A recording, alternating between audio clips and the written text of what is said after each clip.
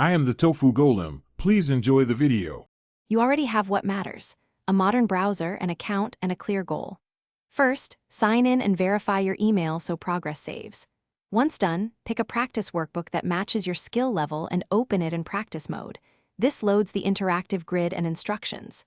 Make sure pop-ups and cookies are enabled so exercises and hints display correctly. You're starting with live interaction, not passive reading, because doing builds muscle memory faster than watching. You'll now tackle the exercise itself. Read the task pane completely before typing so you understand inputs and expected output.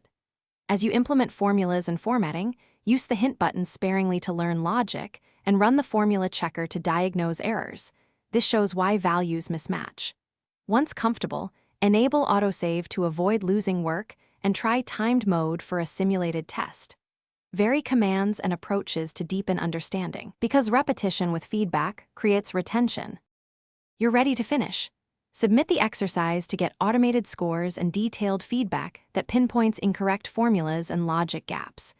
Review the step-by-step corrections and export the workbook or download a results report to study offline.